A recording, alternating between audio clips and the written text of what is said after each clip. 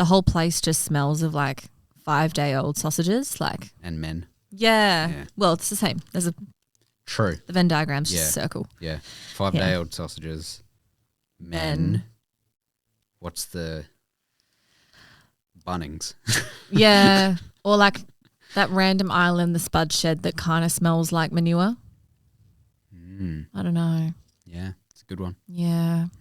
That is the Venn diagram of life. Yeah. It's what we live for. Yeah. It's what we do. Welcome back to Fill in the Gaps.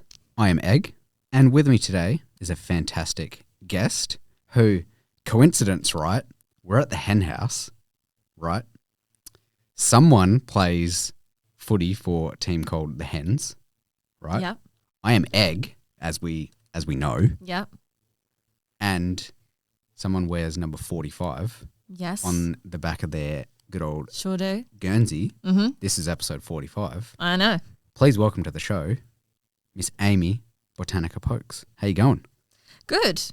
Either all of those crossovers and coincidences are a sign that great things are going to happen, or the world's just going to end tomorrow. You know, as soon as we hit end on the podcast, everything's going to. Who knows? There is like a thunderstorm coming tomorrow, so who knows? Who knows? You didn't know that? No, I don't really keep an eye on the weather. I'm a tattoo artist. We all just none of us see the indoors. None of us see the sun. Yeah, unbelievable. We're all just inside. Yeah, no, it's meant to be like 20 to 40 mils of rain tomorrow, so it's going to be absolutely pissing down from about 4 o'clock in the morning until about 8 o'clock at night. Okay, you seem to know a lot about this. I work outside, so yes. Okay. Thus having the day off. All right, weather boy. A job that I have quit. Yay! But my boss doesn't know yet. But as of coming out this episode, then coming out this episode, I'm coming out this episode. So then he'll probably know. He doesn't listen to the podcast, but that's all right. Before we get into it, please be sure to like, subscribe, rate, share the show, tell your friends. Thank you to the Hen House for letting me host it here, as always. Thank you to Double Cross Clothing Co. for sponsoring the podcast. And be sure to check out more of the podcast at fitgpod.com. You'll find links to all the socials and whatnot there. And go show the guests some love as well. He means me. Yeah, it's you. Love me. Yeah. I was also going to mention the fact that the shop that you work at has just too many lats to even keep in one room at the same time. So, sorry, add that in there as well. Rather crowded. Yes. Yeah. Can be. Who's got bigger lats, you or Sam? Ooh, gosh. Starting with the hard questions. I know. I know. Really putting me under pressure from the get-go. I'm going to have to be really humble. And say you. And say Sam. Yeah, okay. I've seen her do lat pull downs, and she's the most like pleasantly intimidating machine I've seen. Like, she's just a little smiling assassin. Yeah. Like, just. So when you say lat pull down machine, you're talking about Sam, not the equipment that she's using yet. Exactly. Yeah. She's actually what I do my lat pull downs on. No. I'm not really even sure what that means. Nah. We'll roll with it. That's all right. Yeah, that's okay. I'm actually surprised you haven't noticed my shirt yet. I wore it specifically for the occasion. Nice. Yeah. Nice. I do like that. Thank you. For those who can't see, I don't know. It says, do you want to read it out for everyone? You can go for it. It's your shirt. I actually kind of forgot what it says. But I'm pretty sure it says, Don't talk to me. I'm lifting weights and listening to Creed. Hell yeah. I actually had this specifically made for me. It's a custom. I don't know if you're bullshitting. No, I legitimately, like, this didn't exist. Like, there were no shirts that said this. And then it was like, what do you want your shirt to say? And this is what I picked. And so I try and wear it at the gym so that people don't talk to me. Fair. Because I'm busy. Fair. Lifting weights and listening to Creed. Great shirt to wear on a podcast, though. Yeah. Well, I thought it was. I know the irony. I was like, this will be fantastic. The podcast will be so good because you're not allowed to talk to me. Yep. I'm just gonna. I would just be talking out loud to the universe, and you would just be singing Creed. Yeah. Can you give us a lyric real quick? Well, the key with Creed is that even though this is absolutely not authentic and true to, reality, but it is way more fun and has more of the Creed vibe if you sort of sing it with absolutely no care or consideration for any consonants whatsoever. Mm-hmm. So my personal favourite is Arms Wide Open. Mm-hmm. And so usually you'd kind of just go, yeah. You know, you've got to really throw it out of your mouth. Nice. Without, you know, you just have to, the passion and like emotion that comes with singing those lyrics. You don't have any room or time to even let anything fully pronounce. But you know what? You can sing it with absolutely no consonants and everyone will still know that it's Creed. On just like the first like decibel that hits your eardrums, you'd be like, Creed. Yeah. Yeah. Yeah. Yeah. Fire. It's iconic. Yeah. If you've watched this podcast before, you'd know that I love wearing some cool shirts. Isn't it a great feeling when you're walking around and someone compliments your shirt, smiles, or asks where you got it from? With free shipping worldwide, Double Cross Clothing Co. have got you covered. Their unique designs are custom made and are super comfortable because of their high quality material. You can shop for your own eye-catching shirts and hoodies by visiting doublecrossclothingco.com or via the link in their socials at Double Cross Clothing Co. on TikTok and Instagram. Thank you to Double Cross Clothing Co. for sponsoring the podcast. Double Cross Clothing Co. Cross the line, cross it twice. And yeah, the perfect, you know, motivational track for picking up and putting down heavy things. Fair enough. I'm not a big Creed listener. Inform me. Band, person? What is Creed? Band, cult almost. Okay. Office character? Lifestyle. Yeah. Yeah. Very, very unhinged. Yeah. Office character. Nice. My favourite office character. So. Yeah. Yeah, no, Creed, it's a way of life. Yeah. Yeah. Yeah. Yeah. Yeah. It's the reason that I get up in the morning. And it just, they keep me going. Mm-hmm. As long as I can listen to Creed, I'll have a will to live. Fair enough. You know? Yeah. Yeah. Happy days. I love that. Because, I mean, I was curious about your shirt, but I also feel like it would be weird if I was like, hey. You know, it's a tough one. Yeah, well, it's there to be read. I am aware that I have words written across my chest. That's a good point. So, without looking, what shirt am I wearing? A Paramore. Yeah. Yeah. Yeah. Nice. Because I already looked. Okay. Yeah. Because I'm a perv. Massive perv. Yeah, sorry. Fucking guys these days. I know. Anyway, we'll get into the first topic. Yeah. You do handpoke tattoos, which is really cool. Thank you. Tell us about what led you down that path. Was it something that from starting your tattoo journey, you were like, I'm going to do handpoke? Was it something that you tried and fell in love with? What was it? So I started tattooing very unconventionally. Mm-hmm.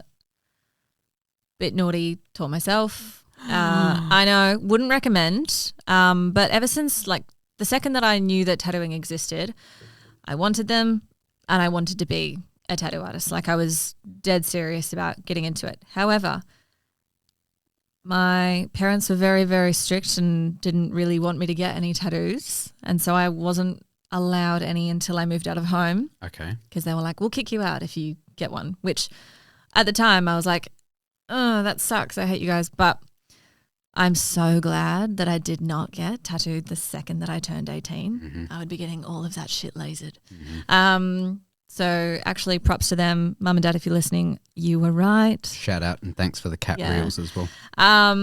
But yeah, I was getting tattooed by an artist and I was kind of telling them, oh, I really want to get into tattooing, but now I'm at uni, I'm like working a full-time job pretty much. I'm renting. Like I can't afford to go into an apprenticeship. And, you know, back then I just wasn't sure if an apprenticeship was for me. I'd heard so many like horror stories about people having bad experiences and whatnot. And I just thought, oh God, I don't know what to do.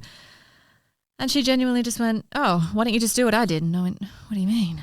She goes, oh, well, I was in Berlin at the time, so everyone did this, but I just did stick and pokes and did that for ages, and that's how I learned. And then when I moved back to Perth, the studio just took me on, and yeah, that's that. And I went, wait, you can do that?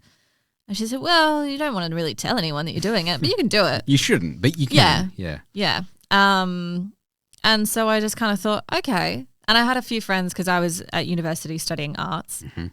Everyone and their fucking mum was doing stick and pokes and whatnot. So I thought, okay, looked up a few places that I could get stuff from. Also back then, I say back then, this is like 7 years ago.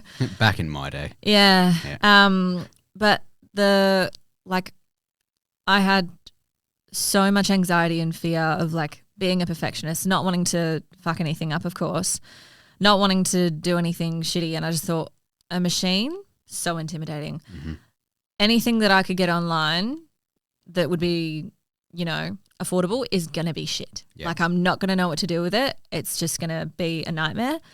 Even my whole life making art, I've always preferred doing things with my hands, like flinging cords around a room. Sorry. Do you do that often? Or? Yeah, unfortunately. Yeah. Also why I didn't want to get machines. Fair. Yeah, so many variables. And I just thought, God, if I just have like a single needle in my hand and I'm just doing things like analog, acoustic, way easier. Way easier for my brain to understand. And I just thought that the risk involved was a bit less. And it was also kind of notorious for being a casual thing. I thought no one's going to be, you know, bashing down my door being like, what are you doing? If I'm just, you know, doing something that people already expect you to kind of do in that sort of setting. Anyway, so yeah, I just gave it a go and thought, oh, okay, this isn't too bad. I think the first tattoo I ever did on myself took me an hour and a half. Nice. And it's about that big. Do you still have it or is it covered? Yeah, it was very humbling. You want me to show you or no? It depends where it is. It's near my foot. So you can show me after if you want. Yeah. Anyone else that wants to see it, you can DM me and offer your price or something. I don't know. PayPal. Yeah. PayPal. I take direct bank transfer if you want to slip cash under a doormat. That's so fine. Anyway. I work at this studio. Yeah. So you can Here's my account details. No. Yeah, I just did that one on myself and it like healed and held in fine, didn't blow out, didn't fall out. I was like, okay, cool, we're on here. Had a couple of friends that were brave / stupid enough to let me practice on them. Got a couple of like, you know, things. I was so adamant about, you know, using gloves and being clean and sanitary and, you know. So not a real art student at university then, because you cared too much. Yeah, no, I definitely did. So yeah, and then I just really quietly and slowly made a little Instagram account and started drawing Flash and set up a tiny little home studio and did that for ages, as much as I could. Like I was working a full-time job, like 40 hours a week, and every single day that I had away from that, even if it was like half a day or, you know, whatever, I would try and book people in. And I was always very adamant, like, hey guys, I really want to do tattooing. Kind of don't know what the fuck I'm doing though. So like, you're welcome to book in and get a tattoo. Just know that like I'm learning. Like you're not going to get the most incredible high quality thing ever. I'm an apprentice with no mentor. Yeah, exactly. Yeah. I'm figuring the shit out as I go. Yeah. But honestly, like props to all of those people that let me do that and were generous and trusted me, because otherwise I wouldn't be here. So yeah, and then I don't know, practice makes perfect. Got way better. I mean, I've been drawing and doing art my whole life. But I remember starting tattooing and just being like, oh, this is so different. So like whenever people say, oh, like if you can trace, you can tattoo, you know, oh, it's not that hard. It's fucking hard. Like if you, like I was doing realism portraiture in high school. I was, you know, the most like precise, particular person when it came to art. That learning process was so humbling for me. Yeah, and then just slowly got more clients, was able to quit my job. And what was that job? I worked in retail. Kmart? No, I was at Dangerfield. Look out. Yeah, I was actually at Lush and then Dangerfield. Lush? Which, yeah, everyone's like, oh my God, you so look like you would have worked at Lush. And you don't at all, sorry. Dangerfield. Oh, I mean. Maybe at the time, I don't know. Have you ever shopped at Lush? Yes, I have. Oh, okay. Yeah, okay, fair then. Never really took notice of what the workers looked like, but what I imagine they look like is not what you look like. Oh.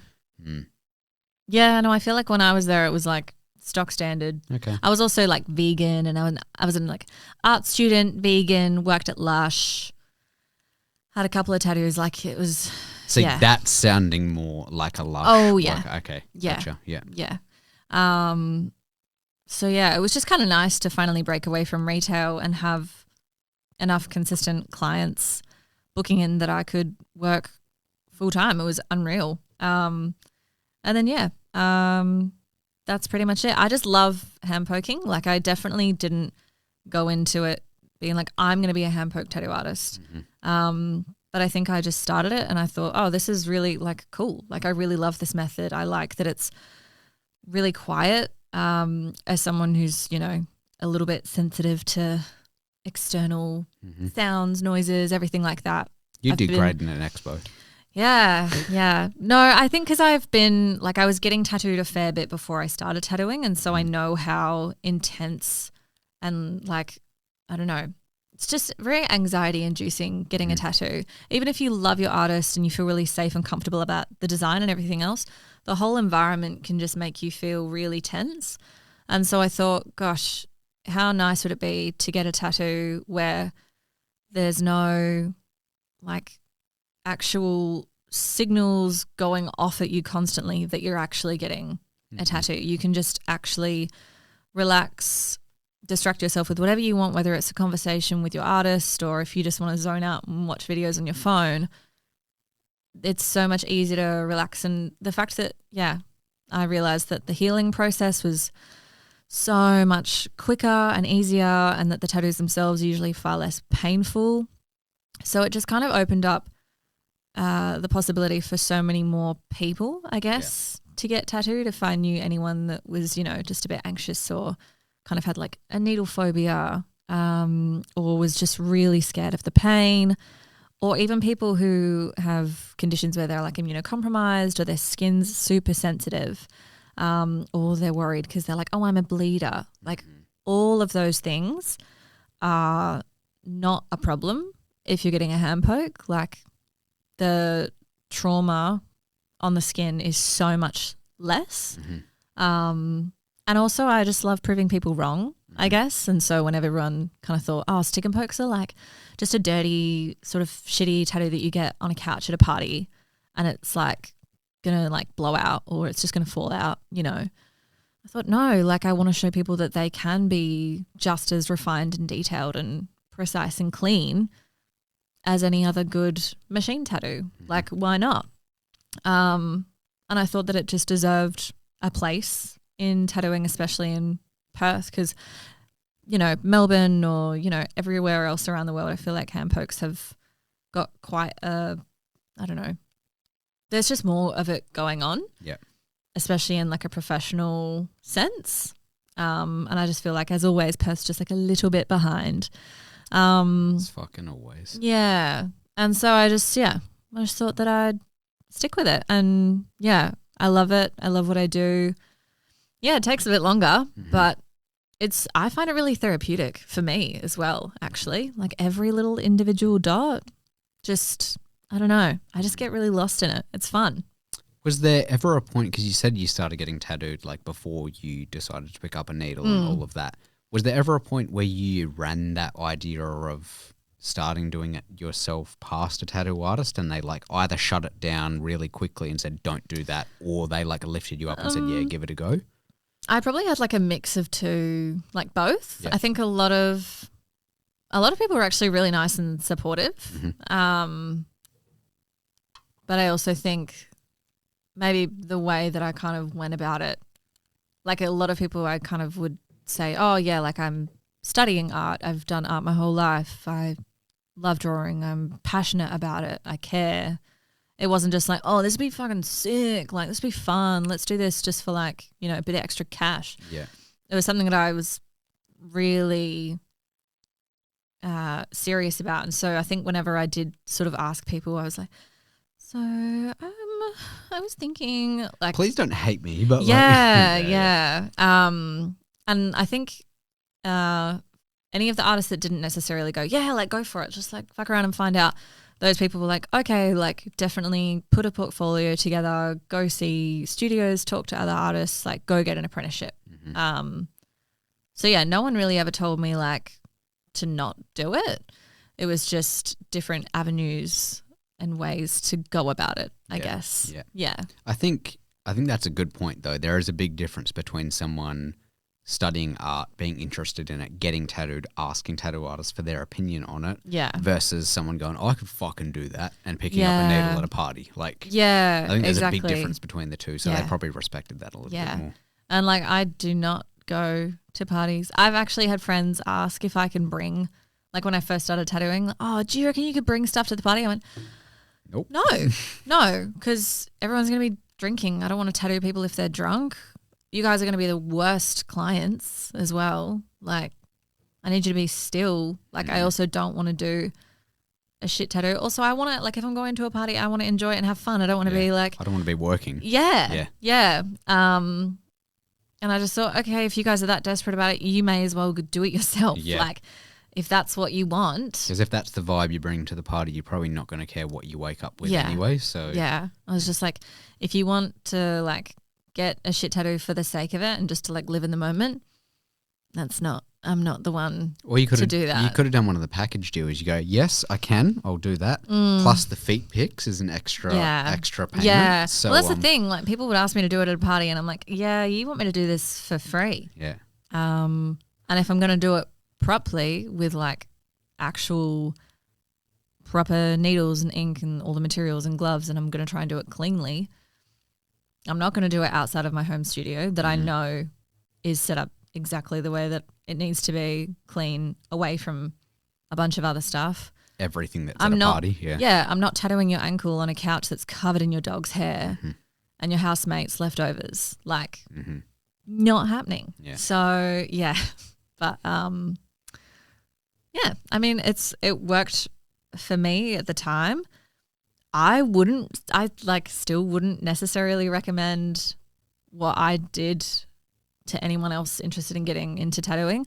I think the industry's changed so much since I was interested in getting into it that I genuinely think that if people wanted to get tattooed, they should definitely like take it.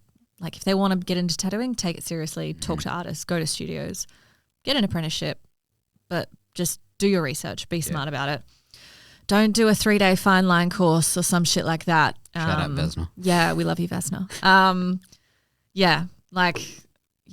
Be smart about it. Good things take time. Like, yeah. It's not an industry that you can just try cash in on just because there's opportunities to jump in because there's no regulations and all of that. Like, don't do that. Also, besides having my really little Instagram, I was not confidently calling myself a tattoo artist until I was like 2.5 years in.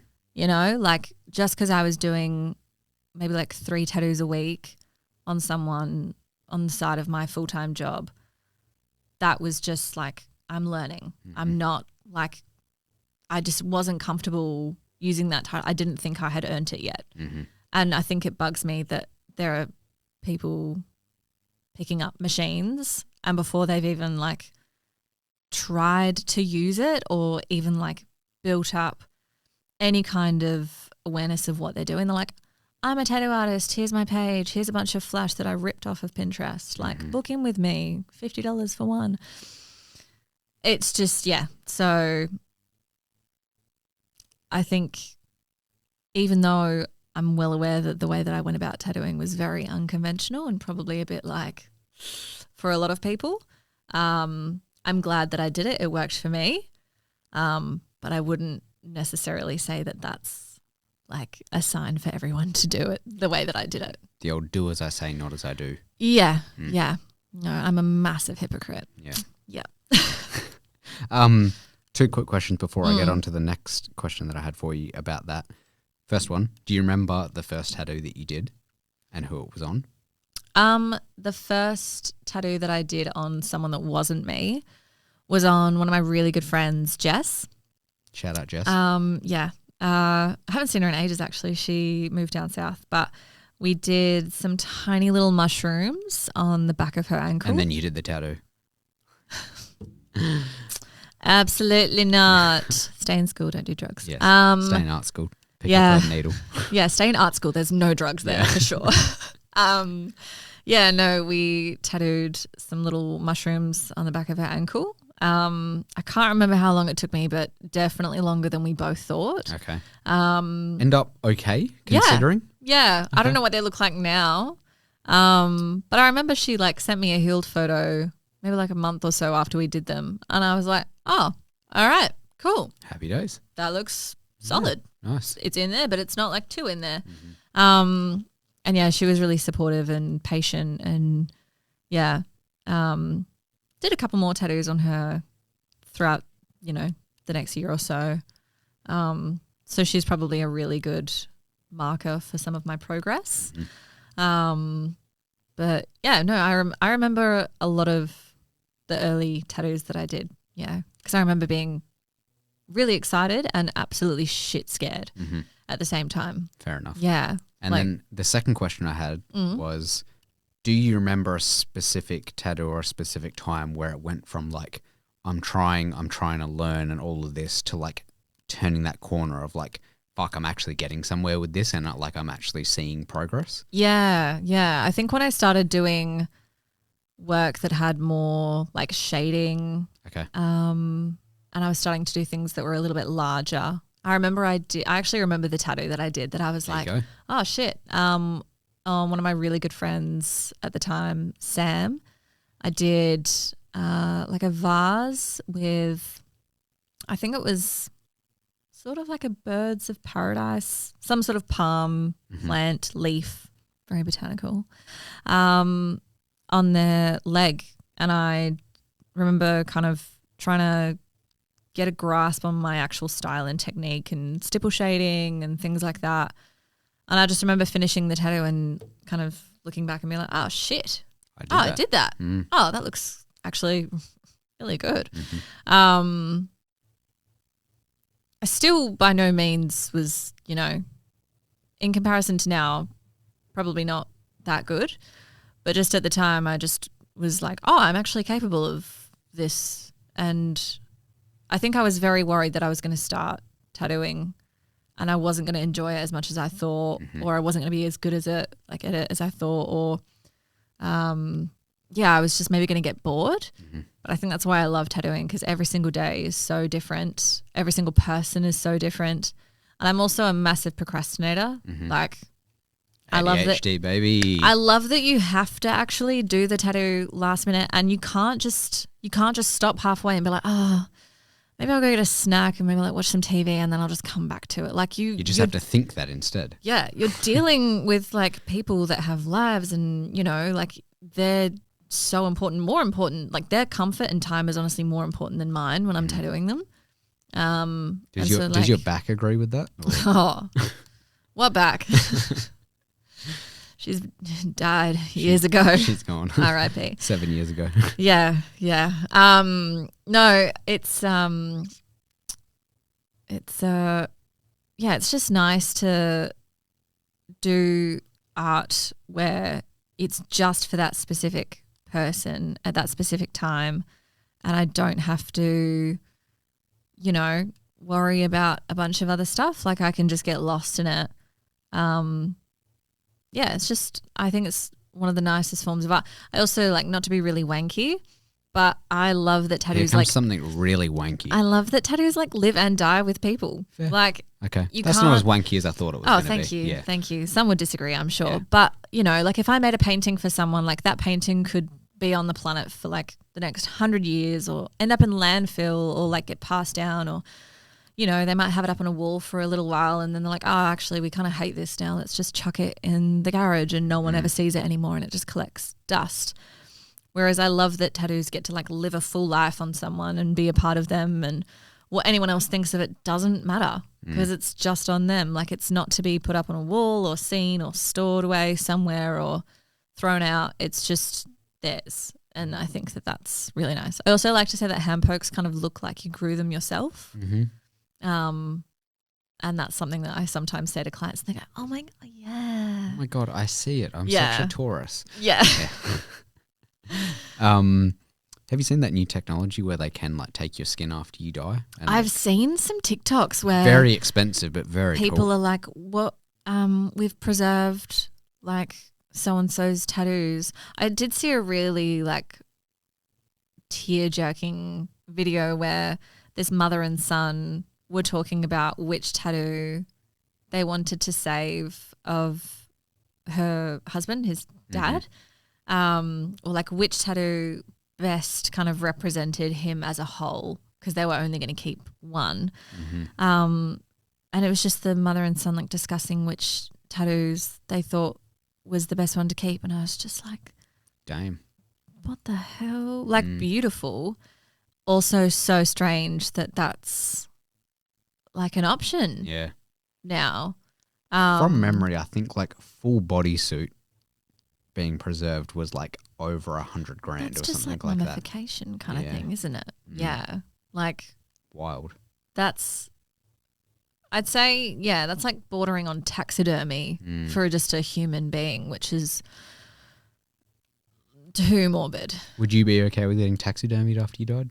Well, you wouldn't know, so you don't care. Yeah, I don't know what the state of the world is going to be like. Also, if I'd like to have a guess. Yeah, probably not. I hope it's going to be better than now. Statistics can it get worse? Suggesting perhaps not. But yeah, I think if I was to get taxidermied after I die, I'd want to be taxidermied like those like mice that get given like really that they're in like a little like Barbie doll house. Well, that are like on a surfboard. Yeah, like someone will taxidermy like a little rat. But it's like wearing a ballerina dress in like a cute dance studio. I know exactly what you're talking about. talking Or like one about, of them are like pole dancing, or one of them's like, I don't know, pretending to be like a little chef in a restaurant. Like I would want someone to go full. What kind of scene would you want to be put in as a taxidermied? I don't know. Handpoke artist. I don't know. A gym. Yeah. Basic. Taxidermy me lifting like super heavy weights over my both head. Both of you get taxidermied. That's horrifying. That's so. I don't want you to get taxidermied, Sam. The other question I had for you before we get on to another topic outside of tattooing, just quickly, you said that your parents kind of said no tattoos until you moved out. Yeah. What led you down the path and the thought path of like, I want to be a tattoo artist, or potentially liking tattoos enough to get them kind of thing? Was it something early on, like someone that you looked up to, or honestly, just an idea? I can't really remember. I think that genuinely, like a lot of people say, because it was kind of frowned upon and people were like, no, don't do that. I was like, I'm going to do that. No, I remember one of my friends in primary school, her mum had like a rose tattooed. Okay. And it like just peeked out of her top. Like it was definitely on her boob. So obviously you checked it out.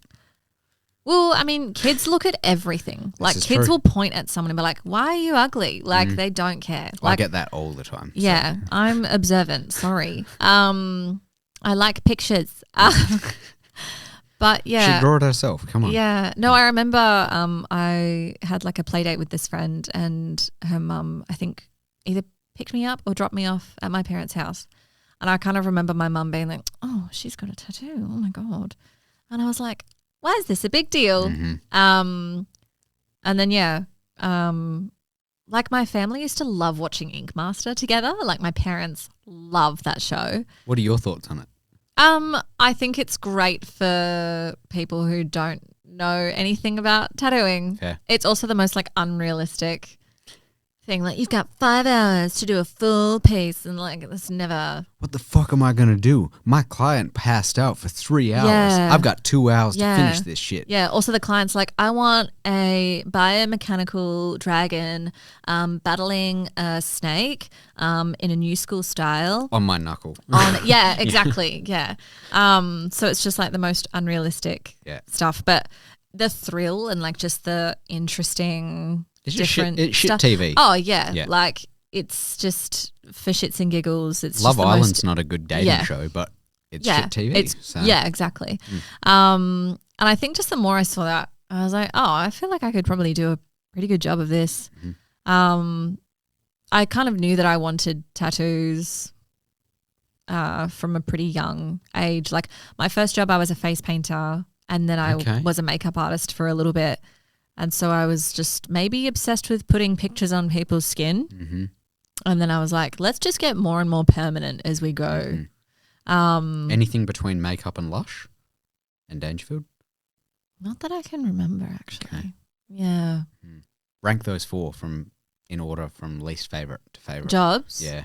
Ooh. Not including tattoo artists. I did love makeup artistry. Mm-hmm. Worked for WA Ballet for a little bit. So I was doing like theatrical backstage stuff. So super fun. Dangerfield probably second because that was just like fun and easy, and I made some really good friends. But it was still retail. Mm-hmm. Face painting was great. Actually, like the first signs of a bad back. Yeah. Like, how old were you? Like, was this like during high school? I was 14. Okay. Yeah. And finished when I was like 21. It was a really fun job. You did it for that long? Exhausting. Oh yeah, I only did like a couple of shifts here and there. Like it was very inconsistent. And I had other jobs among that. Like I was working in like hospitality or something, and then I would pick up a random shift face painting like once or twice a month, you know. Do you ever wonder how many of the parents like took their kids to go get face painted by you and like towards the end of your time as a face painter, and they're like, oh, she's got tattoos? Yeah, sometimes I actually wonder, have I tattooed anyone that I once face painted? Like that would be a cool crossover. You'd never know. Yeah. We'll probably never know. But yeah, no, that was really... If you've ever been face painted by this person. Yeah. If I look, us, yeah. If you imagine me with braces and glasses, dressed as a clown or a fairy. Dressed as a clown or a fairy? Yeah. Okay. Those were kind of Was that by vibes. choice or? No, it was the uniform. Okay. Yeah. Anyway, and then I can do balloon animals. Actually, that's like one of my hidden talents. I would say I'd love to see that, but I'm terrified of balloons. So I didn't bring any with me either. So yeah, I also don't want to see it at any point because I fucking hate balloons, especially balloon animals. And then Lush would probably be like the bottom. It was like really good when it was really good, but like genuinely having to touch people. This was like pre-COVID. Like, why touching people? You had to put products on people's skin. You had to like rub lotion into people. And also I worked in the CBD on Murray Street. Oh, fuck that. And so we had people just like fucking coming in eating soap. Like they'd pick up a bar of soap and be like, I'm like, why are you, oh, it smells good. I'm like, yeah, but you don't drink perfume. So why are you fucking chewing on a piece of soap? Did anyone ever enjoy it? Probably. But I don't think that, I think they were enjoying a lot of other things. Okay.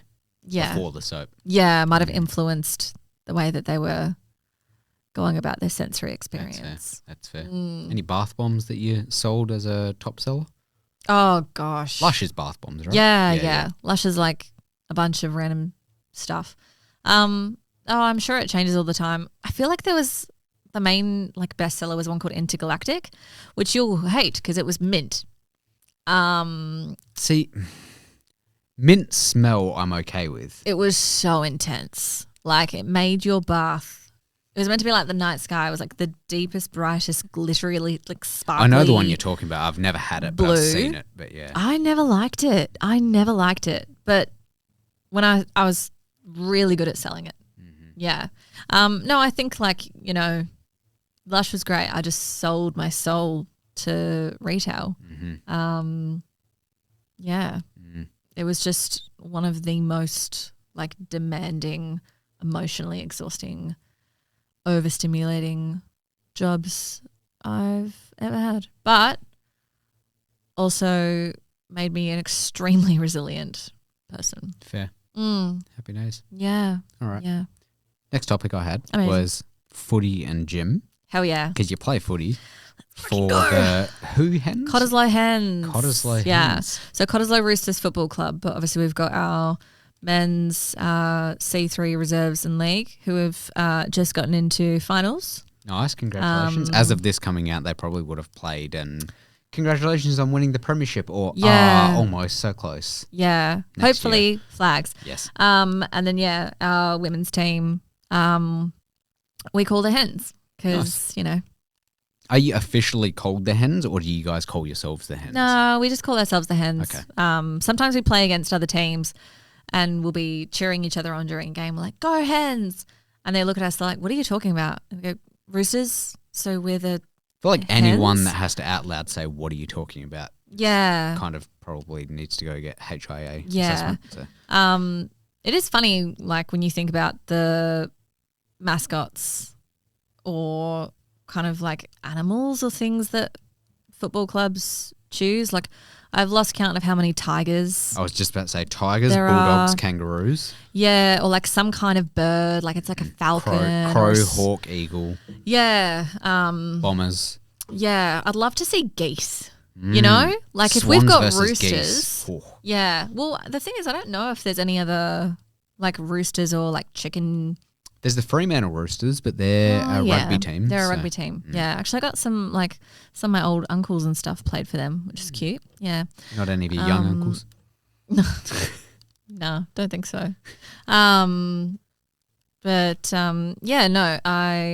enough, I joined AFL within like the same month that I started tattooing. Okay. Yeah. Nice. So it's a nice little crossover. Did that come from footy fandom to then there's an avenue for me to now play footy with how much it's grown over the past like decade or so, or was it just like trying to stay active? It was honestly like a bit of a crisis where I was in between two jobs and I just sort of had this realization of like, oh shit, I don't do anything outside of work. I don't know anyone outside of work. I should probably do something with my life that's more like fun. And so I thought, I've never growing up, never anything to do with AFL. Family were not into AFL. They didn't like AFL. They didn't like tattoos. And so now They didn't really like you. What the fuck is going on here? I have become what they, feared the most. It was just the most random thing. I just remember kind of putting something out into my Instagram being like, does anyone know of any clubs that are like taking people who have no idea what the fuck they're doing and are probably really shit, but they're going to be nice to me anyway? And yeah, one of my friends was like, oh, Cottesloe Roosters. And I just went down randomly and everyone was so lovely, even though I was so shit.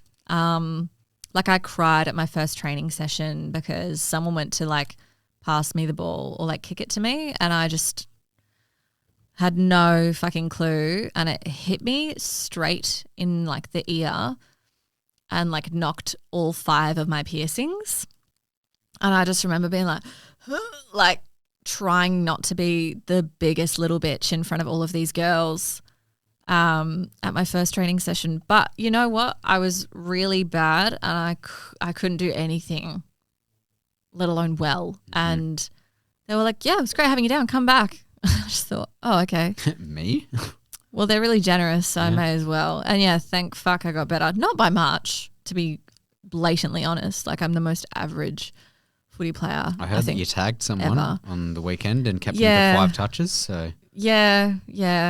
Thought I was going to die, but managed. Yeah. No, it's just been nice, like just to have an outlet and something outside of everything else. And I think also tattooing is such a not physical, like it's a physically demanding job, but in the most like stiff, like I'm stuck in this position sort of way. Yeah. And I'm like always eager to just like, I don't know. Do things. Yeah. I want to move. Yeah. And so, yeah, gym and AFL was just like a nice sort of introduction into my life at the same time as tattooing, and they just all kind of balance each other out, which is nice. Yeah. What's your biggest skill on the footy field at this point, and what's one thing that you want to work on the most? I mean, judging how my last 2 games went, my biggest skill is maybe like falling over, just getting absolutely sent into the ground. By yourself or by other people? Oh, honestly, like could be either. I couldn't tell you really. Yeah, I think just I'm not the best with my ball skills. It's funny, a lot of the girls are like, shouldn't you be really good with hand-eye coordination because you're a tattoo artist? And I go, yeah, except I'm doing stuff that's like right here and I'm also holding something this big. If you want to kick a footy at me from 50 meters away and you want me to just like that's completely different. Like, you do. So different. So yeah, no, I'm probably, when I have the energy, I'm very, very good at tackling or tagging someone. Love a good smother or like spoil. Nice. Yeah. Good old golden like if fist. someone goes to Bang. kick it and then you kind of just like shut it down. Yeah. Little highlight reel from Ange Stannett on the weekend in the AFLW. Fuck, how good, hey? Her first game back after injury as well. She had like 2 or 3 repeat smothers just back to back, just effort after effort after effort. And I was like, this is sick. Kick the 2 snags as well. Yeah, like the only thing that I think is more like than someone kicking a footy is someone shutting it down. Like if someone's going for a shot on goal and you like chase them down and tackle them or manage to like just clip the ball so that it ruins their dreams, I think that's pretty fucking cool. Yeah. So yeah, that's kind of my strength, but I also want to constantly work on it and get better at it because I only can do that shit when I'm like my best.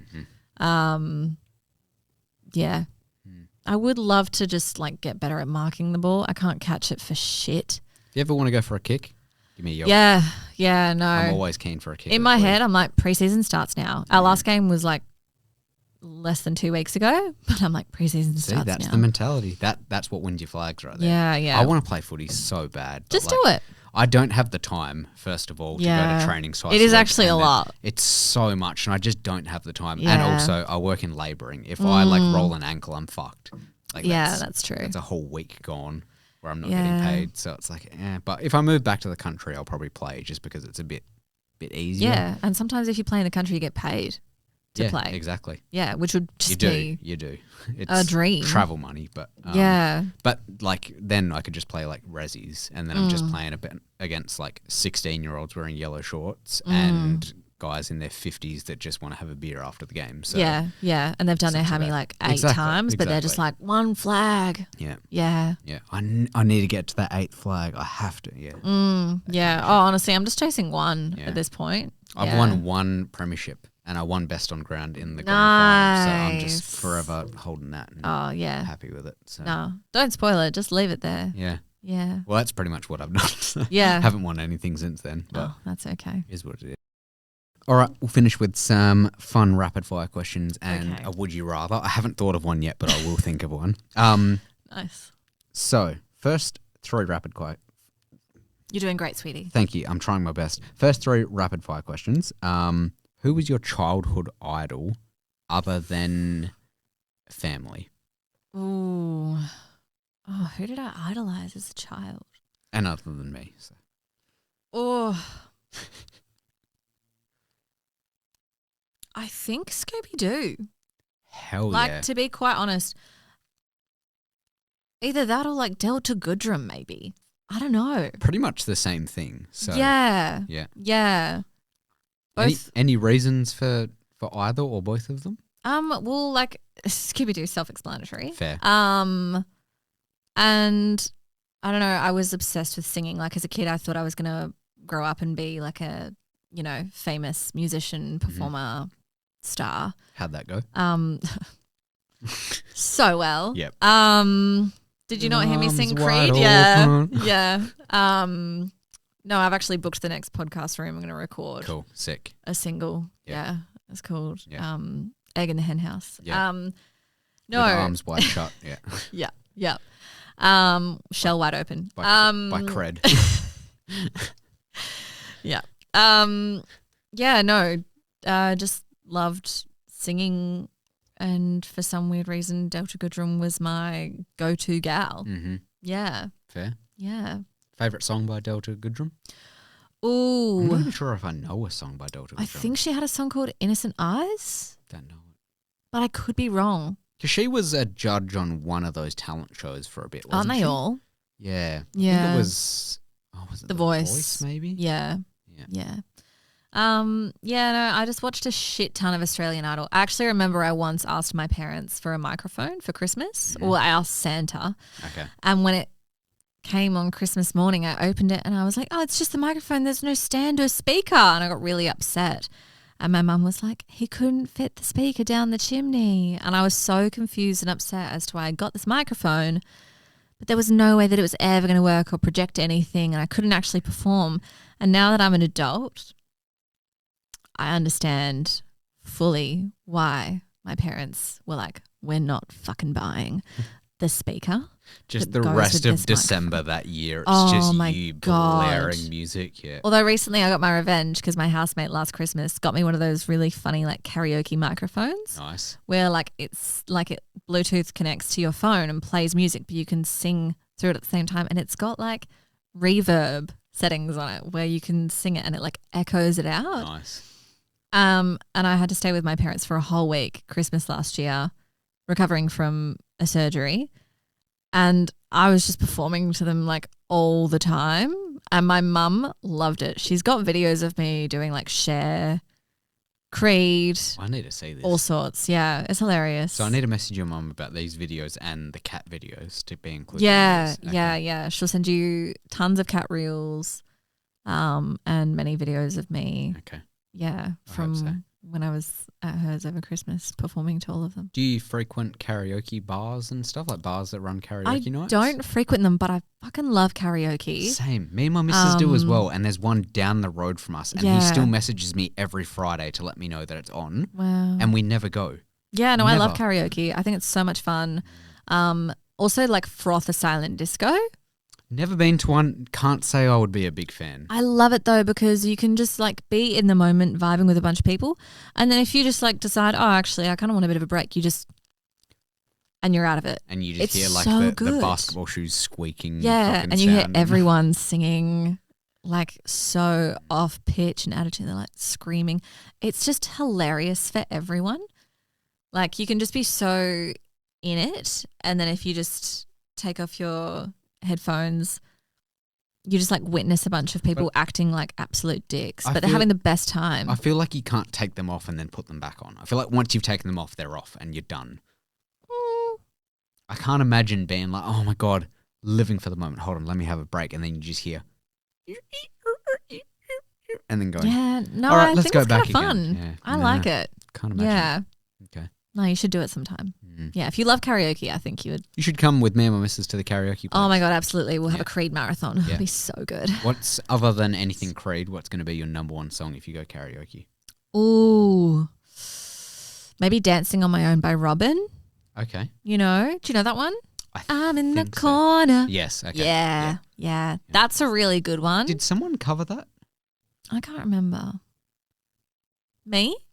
Yes. I covered just it. then, yes. Yeah. Because I know that just song, then. but I don't remember that being the artist. Oh, well. Someone definitely covered it. I don't know. We'll look into it. Mm. Yeah. You can fact check it later. Or like Black Velvet by Alana Miles is also an absolute banger. Mm-hmm. It's really good. I've got 3 go-tos for karaoke. Oh, that's solid. Always either Am I Ever Gonna See Your Face Again by the Angels? Oh, yeah. Of course. Yeah, classic.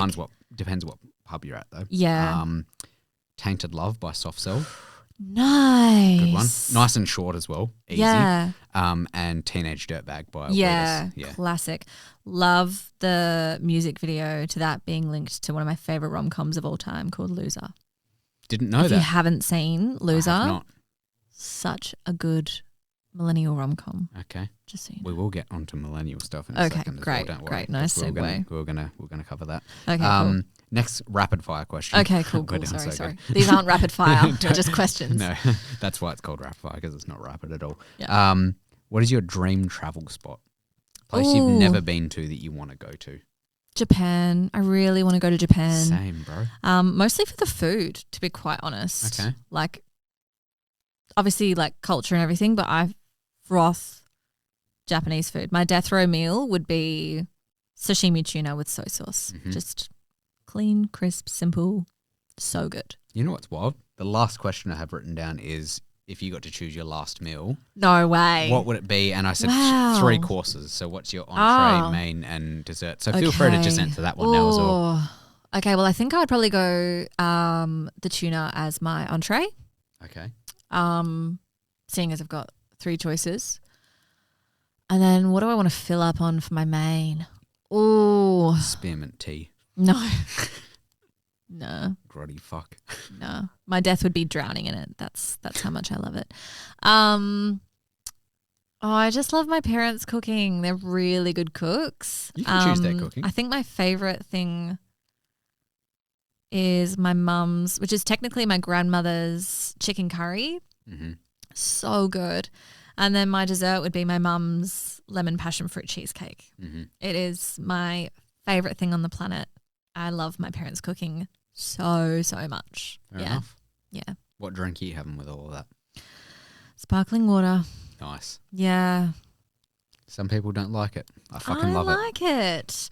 Also, a little hack. Not that you seem interested in tea whatsoever. I do like tea. Okay, I don't nice. like mint. So, but if you have like there's like fruity teas that smell really good, but when you drink them, they're like the flavor's a bit like, oh, where fruity the fuck tea did is it go? Fruity tea is the gossip that I give my missus after work every day. So yeah, we love fruity tea in all facets. Yeah. But make a big batch, chill it, chuck it in the soda stream. Sparkling iced tea. Do you still have a soda stream? Yeah.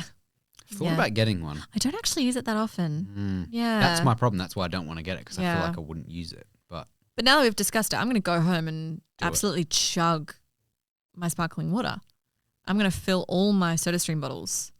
Do it. And I remember live my best life. When I was little, when soda stream first came out, I used to get like the flavors and do like mixes of flavors and stuff. And I was like a chemist. Yeah. Fucking sick, eh? Yeah, science. And I thought if I held the button down for too long, it was just going to like blow up the fucking house. So you do have to be careful with the tea sometimes, like really short spurts. I don't know what it is about the tea, but sometimes it's something chemical. Yeah. She gets frothy. So also what I say to my missus about work after every day. Cool. Those are the rapid fire questions. Lovely. Do you want to go with your would you rather? Because I don't really have a would you rather, but I've got this like millennial music movie kind of thing that I want to do. Well, mine isn't a would you rather, but it is a great question to sort of slightly lean into the next topic. Okay.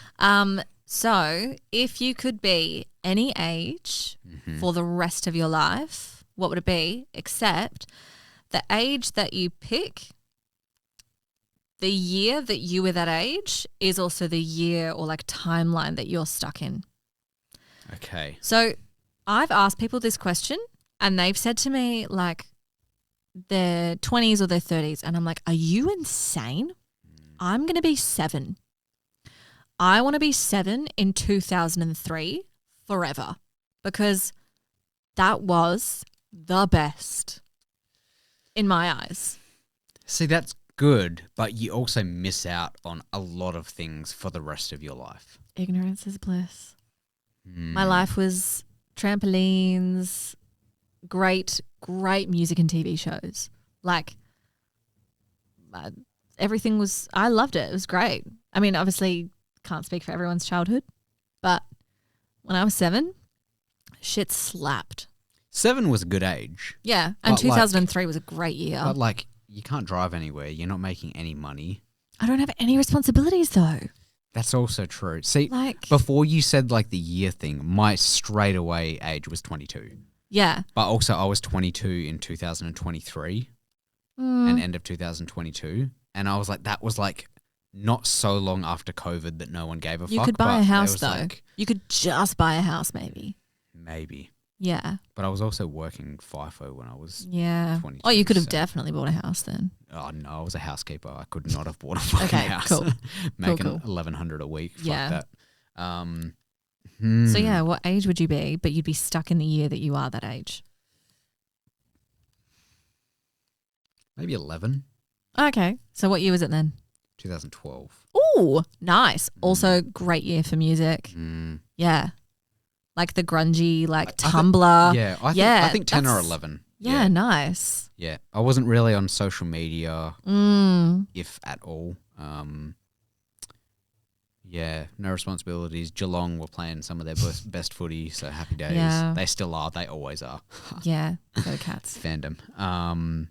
Yeah, I don't know. Either 22 or like 10. Depends what I'm craving, you know? Those are some big differences though. See, it's a fun question to ask It is. people. It's a good question. I love hearing everyone's differing opinions. If I got to choose the year and also the age, I'd go 22 in 2010. Oh, okay. Yeah, that would slap. Oh, that would be so good. Yeah. So yeah, that's my question. There you go. Nice question. Okay, mine's a bit of a blind ranking. So, I think you're about like 6 years older than me, maybe, or like 5 years, maybe, something like that. Anyway. Well, this is a test for both of us because I don't know how old you are. Because everyone's been doing those like about me tattoo things. And I'm pretty sure yours said 29. Yeah. Okay. Yeah. I'm 24. 29? Yeah. Yeah. 6, 7. And did you get that or are you too old for that? Maybe. Yeah, too old for that. But I feel like we grew up with like not the same childhoods, but like similar childhoods because of like the time frame. Because my brother's 3 years older than me, so I had pretty much the same childhood as him, and he's like 2 years younger than you. And I grew up in the country, which is always far behind. So I grew up with like similar stuff that you probably would have. Yeah, look, if you were born like post 9/11, it's probably... Yeah, I was born about 10 months before 9/11. Oh, okay. So that's what I mean. Like I'm right on the cusp. Like I definitely got some of the Gen Z kind of childhood stuff, but a lot of the early stuff was very millennial core. So nice. Is Just through. Also growing up in the country. So So I'm so sorry. I've written down some things that I consider millennial childhood. Okay. And I want you to rank them from best to worst without knowing what's next. So we've got... Oh, no. How many things are there? We've got 6. Okay. And they're not just music and movies because I know nothing about music and movies, especially movies. I know fucking nothing. But these are things. Got work to do. These are things that I remember about that kind of time frame in my childhood. I don't remember them though. You will. They're all like very obvious things. Okay. But some people would argue that these are more Gen Z. I don't think they are. Okay. The first one. So 1 to 6. 1 being best, 6 being worst. First one, VHSs. Ooh. You can rank these however you want, whether it's like most millennial or just favorite or best. VHS. I was honestly talking to my client or someone about this the other day and how much I loved VHS, and I have such vivid memories of the things that we had on tape. I'm gonna go middle top at a 3. Okay. Yeah. It's a good starting point. Next one, PSP. You remember the PSPs, like the little handheld gaming devices? Okay, I never got those. I was, so like TV and radio and music was pretty much it. We didn't get any of the like gaming stuff. Okay. Because I was going to say Wii, but I was like, I feel like that's bordering on Gen Z as well. We didn't get Wii. I say like we didn't get Wii. Like it just wasn't a priority. Like, yeah, I was touching grass. I never had a PS. Okay, I never had a PSP, but my brother did. He got it for Christmas one year. Yeah, so they were well before their time because like so good. They're like a DS basically, but it's PlayStation. The most like technological like cool thing that I got was like a Nintendo DS when I was maybe like I was 12. also going to say that, but I was like, I had that when I was like 7. So I feel like that's too close to Gen Z and not millennial, but I don't know. Yeah, no. So PSP, I'm assuming, is going somewhere near the bottom? Yeah, honestly, like props to it. I've got so many friends who are like, oh my God, I loved my Game Boy. I loved this. I didn't experience that whatsoever. Yeah, so I'm going to have to put it at a 6 for me personally. Okay, so we've got 3 and 6 taken. Blue's Clues. Oh, okay. Give me 2 seconds. I'll give you more than 2 seconds. Yeah, you're going to have to. We had our kindy or like pre-primary class where the best student of the week got to take home like this toy plush thingy in the classroom. Was it you? Yeah. And I think I got it like once or twice, or like my sister also might have got it once. And it was like a plush Blue's Clues, and you got a little backpack with it as well. Fire. And you just got to do like all these fun little activities, and you literally just got to take this thing home for a week and play with it and have it as yours, which absolutely would not happen now, I don't think. But yeah, I was so excited to like win him for the week, and her. Sorry. And yeah, I just like I'm pretty sure I took it everywhere. Like I was so proud to have earned it. Yeah. Oh, is it better than? Look, it was a really big part of my childhood. Like Blue's Clues was pretty influential. But my memories of it aren't as – it was a short period of time, but a very intense short period of time, whereas VHS was around for way longer for me and is far more layered and in like deeper crevices of my brain. Oh, I'm going to put Blue's Clues at a 4 then. I was tempted to go the 2. After that story, I was thinking it was going to be a but 1 or 2. I know. Do you remember when, what was his name? I was going to say Steve. It's not Steve. What's his name? The guy from Blue's Clues? I can't rember his name. I can't remember either. I'm blanking on it. But do you remember, like, this is probably 2000. Jason? Is his name Jason? Fuck up.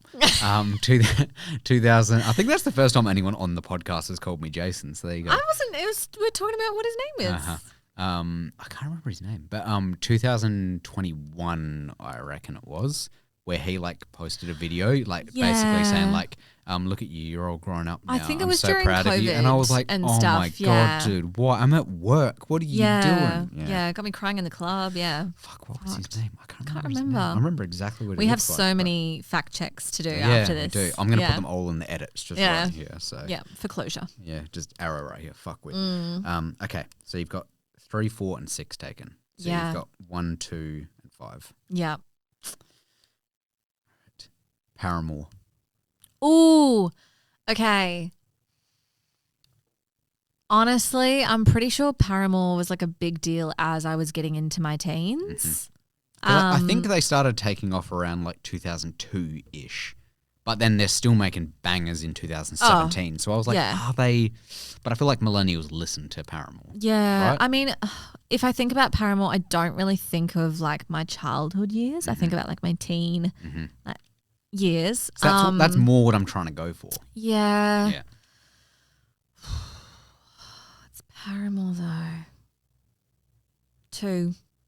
Nice. Yeah. Fucking love Hayley Williams. Yeah. Top 3 human of all time. So good. Ugh. Amazing. All right. So you've got 1 and 5 left open. Yeah. All right. Transformers.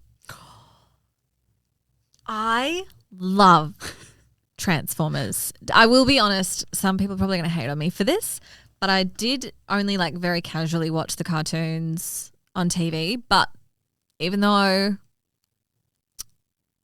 it wasn't like in my very young youth that the live action movie came out, but that first Transformers movie with Shia LaBeouf, Megan Fox, just so good. Even though Shia LaBeouf's like now, like Optimus Prime is one of my hear me outs, you know? Like I love Optimus Prime. Have you got an Optimus Prime tattoo? No, I should. Like I love Transformers, not to the point where I'm going to get the badge on my car changed to like, you know, one of the Not that level, but no, that's just ridiculous. But when you were talking about all that, this is how little I know about movies. I was about to say something that would have made you just stop and like slap me across the table. I was going to say Shia LaBeouf was in Transformers. Oh no. I don't know if I've ever seen Transformers. I might have seen the first one when I was little and I don't know. Well, like my favorite thing about it is the soundtrack as well. Like I'm a big like movies and soundtrack person. Linkin Park. Like the trend that was going on TikTok where it was like the end of a movie and then it cut and then it's just the start of New Divide by Linkin Park. Like it's so good. Like I remember watching that movie in the cinema and as soon as it ended I was like my life had been changed. Like I was like, I still will watch. I think I've seen that movie once a year at least ever since it came out. Like I just love it. Megan Fox, if you haven't seen that movie, you absolutely have to. But in saying that, fuck, marry, kill Optimus Prime, Bumblebee, Megan Fox. Marry Optimus Prime, fuck Megan Fox, kill Bumblebee. Okay. Yeah. Fuck, harsh. Yeah. I don't know what's left. Gone 1 or 5? Oh, I'm thinking 5, but then I'm worried that what's next is going to be so like. For someone that's giving such like major reactions to know. me, it's like, oh my God, I saw it in so movies. many things. I love it so much. I know. 5. Like, that's wild, bro. I know.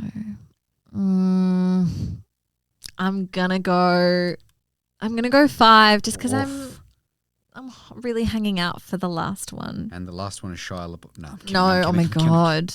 The last one, Power Rangers. Oh no. Yeah, Transformers should have gone 1. I did actually watch a lot of Power Rangers when I was younger.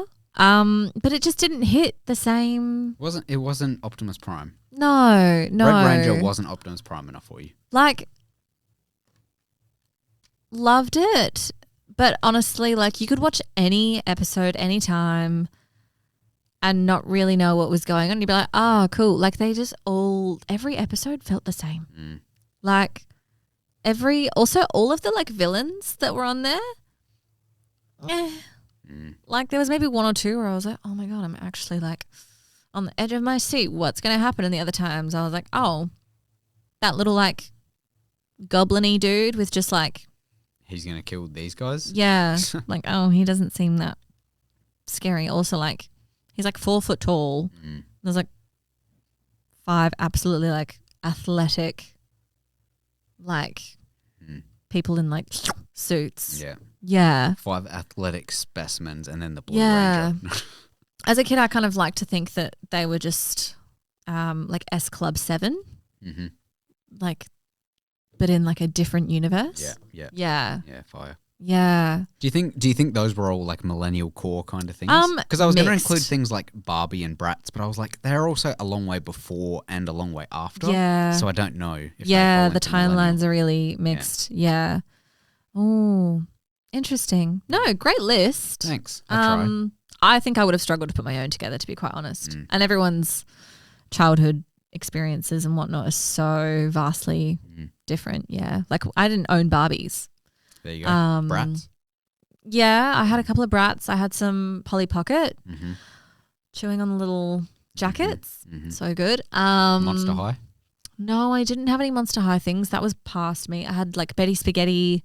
Oh God, I was obsessed with Betty Boop and like Emily Strange. Okay. My older sister loved Groovy Chick. She had like Groovy Chick bedding. Oh fuck. I don't have sisters, so sorry. Yeah. No, it was like a really specific thing. I think what could have been on that list that would really have been a huge thing would have been like magazine subscriptions. Okay. Like teen girl magazine subscriptions, because I had the subscription to the Australian Idol magazine. My twin sister had Total Girl.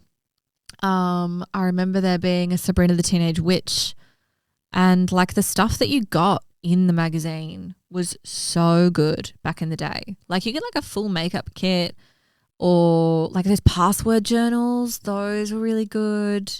You could have just put Slinkies on there. Is good, but also Slinkies were before millennial as well, I feel like. No, they're like a big 90s thing. They probably popped. They came off in the 80s, but 90s like toys, back when everything was like toxic and a choking hazard, was so good. Those little like bean things. Yeah. Like the characters, I can't remember what they're called. But yeah. I remember having those and then they all got recalled because they were like poisoning kids and kids were eating stuff. Them and shit. Yeah. Fire. Yeah, everything was like carcinogenic. Yeah. Now but kids it was just so eat much like fun. the washing pods or whatever. Yeah, or like the stuff that you get in a Happy Meal was amazing. There's like little things that would play like a Veronica's song. Oh my God, I had the I can never remember what song it is. I think it was a Black Eyed Peas song maybe. There was a Black Eyed Peas song. There was Veronica's. There was the Macarena, I think. I can't remember. And then I had the other one, but as soon as this ever, like every time this comes up, I can never remember what the song was that mine had. and I have to go find it. And Yeah. there's one specific TikTok of someone that still has theirs. Yeah. And I remember using that, man, like, this is incredible. The quality is amazing. And now you listen back and it's just... Yeah. I really miss... I know. They still work, but they sound like someone's like chain smoking aunt, you know? Yeah. It's so good. Yeah. What was I going to say? I miss Bluetoothing like ringtones between my phone and someone else's. Like I'd get on the bus home from school and I'd be like, hey, can you send me that new Lily Allen song? Like I want to make it my ringtone. Is that okay? Lily Allen. And then the cool girls would be like, no, that's my ringtone. I fucking love Lily Allen. You can't have it. Yeah. Loved her. Her album, It's Not Me, It's You, is one of the like 4 albums that I've listened to just like top to bottom in my life. Her music videos, so Never seen them. Miss good music video. What? I don't watch music videos. Also, when you're saying about Bluetooth and you could have put down like Rage or like video hits Rage as is a well. good one, yeah. Oh, that Rage would have been a good one. Sorry, yeah. Rage. Yeah. Next time.